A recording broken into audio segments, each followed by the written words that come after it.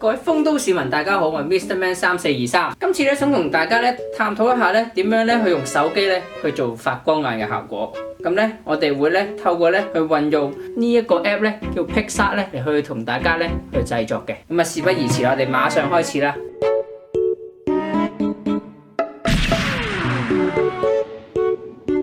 歡迎第一次嚟到我 channel 嘅朋友啦，我 channel 咧主要咧係會分享一啲玩具攝影啦，同時間都會分享一啲關於特攝或者動畫相關嘅內容嘅。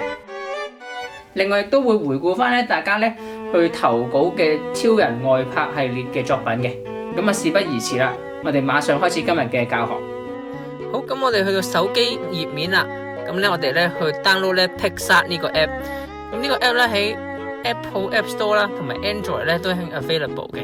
可以免費 download，咁我哋而家入一入去啦。咁咧，除非咧你係 upgrade 咧要用佢啲 premium 嘅設備啦，否則咧你都係可以用佢免費 app 嚟做普通執相嘅。咁我哋首先入到嚟啦，咁我哋咧去撳呢個加號，咁咧去揾翻咧我哋嗰張相。今次咧會用一張 OS 嚟去做示範啦。咁去到呢個界面啦，咁啊碌到差唔多最右，咁啊去 draw 呢個位度。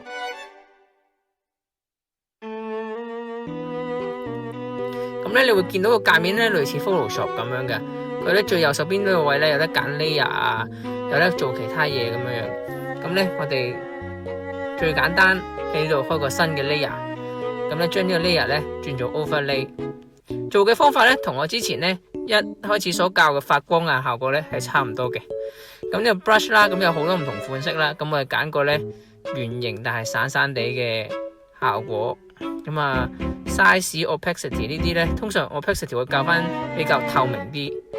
咁我哋畫出嚟咧可以有大啲嘅空間咧，可以再修補。咁其他呢啲 spacing 啊呢啲都可以唔使點樣理噶啦。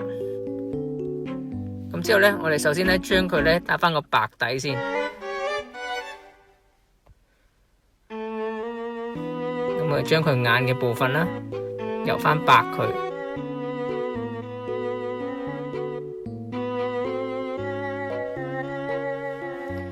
之後咧，我哋開多個新嘅 layer。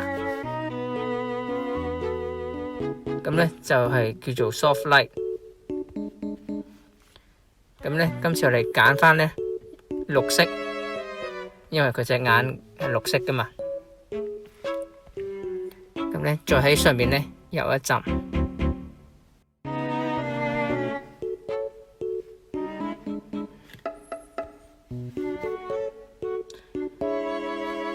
咁咧就基本上做一個簡單嘅效果噶啦。咁之後如果個效果發光得唔夠好咧，可以再加多一個 layer。咁我重複翻頭先 overlay 嘅程序。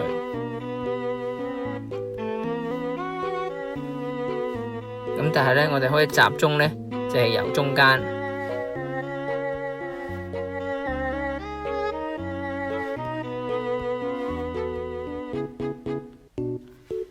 咁呢個原理咧，喺之前我有個影片都介紹過咧，一個皮套入邊嘅發光效果咧係點樣去運作噶啦。咁你可以參考翻嗰條片咧嘅講解。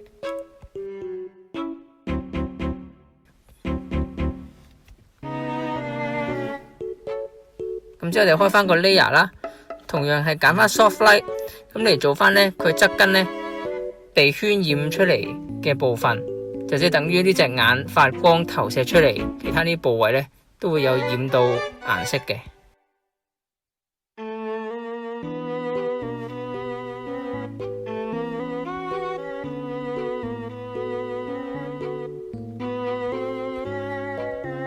咁我輕輕加翻啲綠色俾佢啦。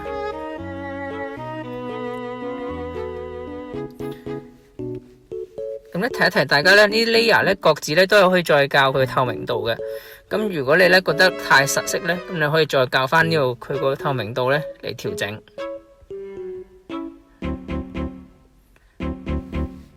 咁基本上咧，一對普通嘅發光眼咧就咁完成噶啦。佢個效果咧同 Photoshop 咧都類似，但係咧當然冇 Photoshop 可以走咁細緻啦。好，大家有興趣嘅咧都可以參考下啦。係咪好簡單呢？其實5分鐘唔使嘅時間咧，都已經咧可以製作好咧一對靚嘅發光眼噶啦。不過咧，我都會建議大家咧，如果有 Photoshop 嘅咧，都盡量用 Photoshop，因為始終咧手機咧，你靠隻手指咧去碌咧，都未必咧係可以做到一個好仔細嘅效果嘅。咁但係咧，至少如果大家一個基本玩家，可能冇接觸 Photoshop 嘅機會咧，都可以透過咧呢個手機 app 咧嚟去實踐發光眼效果啦。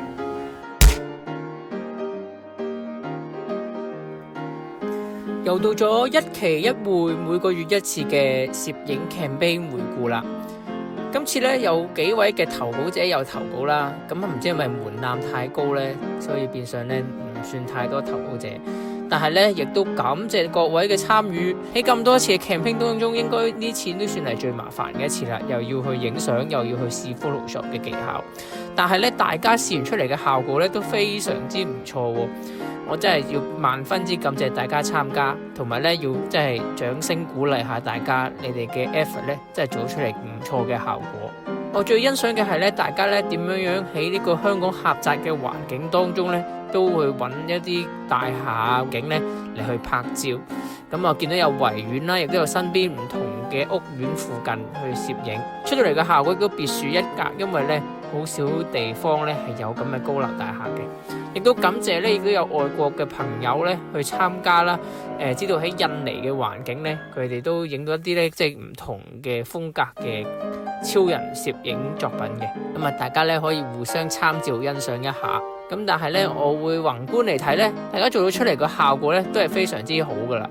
個色調啊，或者係嗰個感覺，純粹係咧，我會比較在意嘅就係咧個比例。